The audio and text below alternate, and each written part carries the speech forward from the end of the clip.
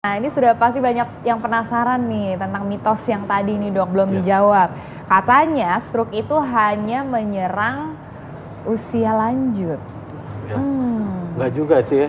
Jadi kita kalau di rumah sakit tuh banyak dari usia muda maupun sampai usia lanjut. Emang utamanya sih terbanyak memang usia pada lanjut. Tapi kalau usia muda misalnya ada kelainan jantung yang tidak tertangani dengan baik, biasanya dia bisa lanjut menjadi stroke. Jadi ini fakta atau mitos dok? Mitos. Mitos. Jadi orang muda juga bisa, hati-hati ya. Orang muda juga bisa, tentunya orang muda yang berisiko nih dok. Nah kita bicara risiko, risikonya apa aja nih dok? Ya risiko banyak, terutamanya biasanya gaya hidup sehat ya, olahraga tidak teratur, merokok ya. Itu paling utama sih pada usia muda adalah merokok biasanya. Itu yang menyebabkan stroke dia pada usia muda. Nah ngomong-ngomong mengenai tadi ya penyebabnya tadi itu, banyak masyarakat yang ceritanya sudah mengetahui dari selebaran-selebaran mungkin dari media lini massa ya yang udah memberitahukan mengenai oh ini katanya penyebab stroke ini, penyebab stroke ini. Nah coba kita lihat pertanyaan masyarakat berikut ini. Nama saya Suci. Beredar di masyarakat itu informasi bahwa pada penderita stroke itu pertolongan pertamanya adalah dengan menusuk-nusukkan jarum di ujung-ujung jari. Hal tersebut mitos atau fakta ya dok? Oke itu tadi dong, pertanyaan langsung mitos atau fakta bahwa pertolongan pertama pada stroke itu tusuk jarum di jari. Ayo mana jarum-jarum? Itu mitos ya, itu sangat menyakitkan ya untuk buat pasien stroke ya. Sebaiknya adalah tadi tolong diingat begitu ada gejala stroke timbul segera ke rumah sakit. Rumah sakit ya dok. Nah kenapa segera ke rumah sakit ya, tadi ya?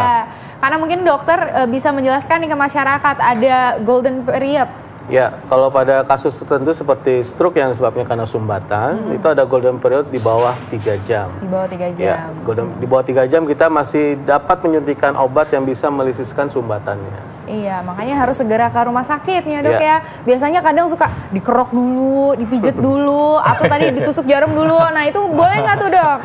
Kayaknya lebih baik langsung ke rumah sakit. Lebih baik langsung ke rumah sakit. Cepat-cepatnya. Time is brain, selalu ingat itu ya. Jadi makin lama ditolong tentu harapan sembuh semakin kecil. Iya, makin cepat malah semakin besar kemungkinan bisa sembuh ya. Golden periodnya tadi 3 jam ya dok ya? 3 jam. 3 jam. Dan jangan sampai dikasih minum, kebanyakan gitu tuh dok. Ya, karena pada kasus stroke biasanya suka ada kelumpuhan dari saraf dari menelan. Kalau dikasih minum dia akan tersedak karena tidak ada refleks muntahnya, langsung masuk ke paru-paru. Nah ini jadi bikin PR buat dokternya nanti untuk ngobatinnya. Malah menjadi masalah infeksi baru, ya, paru-parunya. Oke baik, Suci dan masyarakat di rumah tentunya sudah tahu tadi jawabannya ya, mudah-mudahan berguna. Nah kita punya fakta dan mitos berikutnya Dr. Arlene, silakan. Ya, ini dia, stroke hanya menyerang penderita hipertensi dan penyakit jantung. Ini mitos atau fakta dok, dijawab dulu. Ya itu mitos. Tapi itu memang yang utamanya, penyebab utamanya. Tapi ada penyebab-penyebab lain yang mungkin seperti gula darah tinggi, nah itu juga bisa menyebabkan stroke. Ya, kemudian juga ada gangguan karena infeksi yang kronis bisa juga menyebabkan stroke.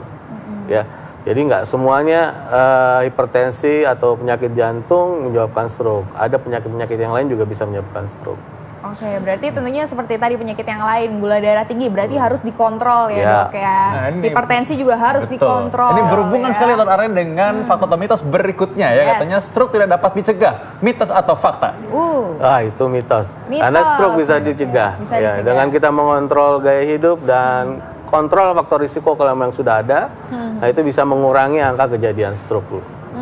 Dan biasanya kalau pasiennya terkontrol, apabila dia terjadi stroke, stroke-nya juga lebih ringan dibandingkan kalau dia tidak mengontrol faktor risikonya. Nah ini penting sekali aku rasa, dan juga tentunya ada juga bagaimana caranya mendeteksi secara dini ya. Kalau misalnya ada kelainan-kelainan misalnya di otak, ada kelainan bawaan, aneurisma misalnya gitu dok. Kalau CT scan sebetulnya atau apa, gimana dokter bisa jelaskan lebih lanjut?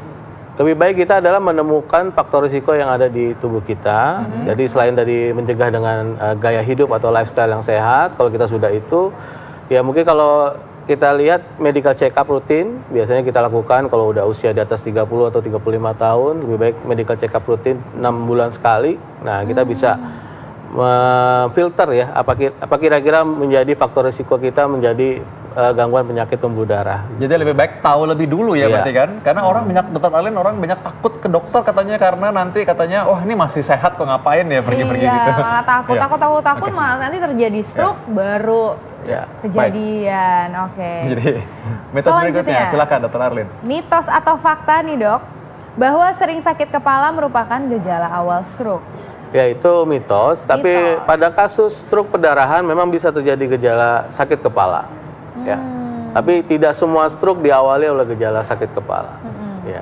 Kadang-kadang tiba-tiba lumpuh mendadak, itu gejala stroke-nya adalah lumpuh mendadaknya itu, bukan sakit kepalanya. Oke, bisa juga sakit kepala karena kurang tidur. Nanti orang malah kepikiran terus jangan-jangan saya stroke. Enggak ya dok? Ini demam Piala Dunia nih sekarang. Oh iya, demam Piala Dunia. Kurang tidur kebanyakan tidur. Atau kebanyakan olahraga katanya bisa menimbulkan stroke. Wah ini harus diluruskan nih. Iya nih dok. Ya tergantung memang, kalau memang ada keluhan dari mungkin dari gangguan kardiovaskulernya, dia bisa menyebabkan stroke.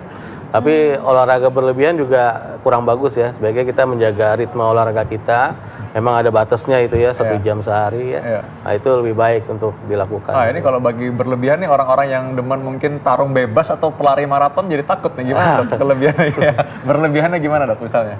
Ya mungkin di luar batas limit fisiknya itu yang mungkin berlebihan, yang kita tidak inginkan ya. Gitu. Harus tahu batasnya. Berarti saya juga udah tahu kok limit saya. Biasanya saya kira-kira baru lari 1 meter, 2 meter, oh udah capek kayaknya. Yang paling sering kan itu ya. Itu udah limit kayaknya. Yang paling sering itu rekreasional ya, olahraga rekreasional. Artinya kita jarang olahraga, tiba-tiba kita push pada hari itu, teman kita ngajak hari Minggu main futsal, tiba-tiba kita sebelumnya belum pernah main futsal sama sekali. Nah itu yang namanya berlebihan. Yang diajarkan oleh American Heart Association untuk mencegah stroke dan juga serangan jantung sebenarnya sama, yaitu olahraga yang bersifat aerobik 150 menit seminggu yang dibagi dalam 3 hari misalnya minimal atau 5 hari ya. Oke. Nah berikutnya kita punya fakta atau mitos lagi Dr. Arlin nih. Ya, banyak banget soal stroke ini. Mitos atau fakta mengenai stroke, yaitu penyakit stroke terjadi karena tubuh kurang istirahat. Ya itu juga bisa menyebabkan terjadi. Mitos atau fakta dok? Ya itu bisa fakta. Bisa fakta. Ya. Karena kalau tubuh kita kurang istirahat, ya, dimana tekanan, kalau dia punya faktor risiko hipertensi, biasanya tensinya akan semakin meningkat. Nah semakin meningkat itu menyebabkan dia akan bisa terjadi stroke. Nah, ada yang pertanyaan yang menarik sebenarnya bagi masyarakat ya. Mereka sering menanyakan bahwa ada istilah stroke ringan dan stroke berat. Nah, dokter bisa berikan pencerahan pada masyarakat mengenai hal ini? Ya, sebaiknya jangan membedakan antara stroke ringan dengan berat, karena adalah terapinya sama. Jadi semua stroke adalah berat karena dia kenanya adalah fungsi dari high brain function ya. Jadi punya otak itu terganggu, nah itu adalah sudah berat. Jadi jangan bedakan antara stroke ringan dan berat. Ringan beratnya itu hanya dilihat dari gejalanya. Mungkin dia lumpuhnya tidak seberapa lumpuh dari tadi yang di video yang sudah ditayangkan tadi itu. Ya, mungkin hanya ringan, hanya bisa mengangkat lengannya. Yang tadi kalau video tadi dia bisa mengangkat lengannya, nah itu gejalanya yang berat gitu loh. Bukan stroke-nya, stroke semua berat. Gitu. Karena sudah mengenai otak. Oke, nah ini terakhir nih dok, masyarakat perlu dijelaskan lagi bahwa apakah stroke bisa disembuhkan? Iya. Ya, stroke bisa disembuhkan. Kembali normal? Iya, ada kasus-kasus yang bisa disembuhkan dan kembali seperti normal. Jadi tergantung pada saat kita datang pada keadaan akut. Ya, pada saat kejadian, kita datang di bawah tadi, onsetnya di bawah 3 jam, masih ada tindakan yang bisa kita lakukan, masih ada obat yang bisa kita berikan untuk meluruhkan dari sumbatan tadi. Gitu. Tapi beda kasusnya kalau dia perdarahan, itu tidak bisa kita berikan obat-obatan seperti itu. Jadi pada kasus stroke sumbatan itu bisa disembuhkan bila kita datang cepat pada waktunya. Jadi segera datang ya. Segera ke rumah sakit. Tadi bisa diulang ya, segera ke RS ya. Ya, segera ke RS ya. Jadi begitu ada tanda-tanda tadi kesemutan, lumpuh sebelah badan atau tadi gangguan bicara. Ya. Nah, segera ke RS. Segera ke RS.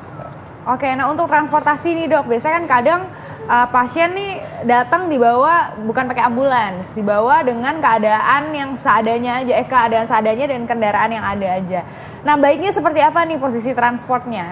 Ya transportasi sebaiknya ya nggak mungkin pakai motor kali ya. Jadi kalau pakai mobil pasti itu lebih baik dibandingkan kalau kita cuma ada motor. Baik ada kendaraan yang pasiennya bisa berbaring untuk di tempat transportasi itu untuk menuju ke rumah sakit lebih cepat. Perlu diganjal bantal dok? Nggak ada masalah. Tidak ada masalah ya dok ya, tidak ada masalah. Oke. Baiklah, aku rasa ini bisa menyimpulkan bahwa stroke ini sebenarnya lebih baik dicegah ya sebenarnya. Jadi kita penting untuk segera mendeteksi apa aja kelainan dan kita penting untuk medical check up. Dan yang kedua harus jaga makanan sehat dan juga tentunya rajin olahraga dan jangan merokok tadi ya. Nah, tentunya kalau bagi orang-orang yang sudah menderita stroke, motivasi dari keluarga itu sangat penting sebenarnya. Iya, betul sekali. Tentunya memotivasi dirinya sendiri untuk bisa kembali normal seperti yang tadi dokter bilang ya, bisa kembali normal, kita mengikuti program rehabilitasi yang rutin, yang rajin dan yang benar ya. Oke. Terima kasih banyak dokter. Sama-sama Pak Taufik.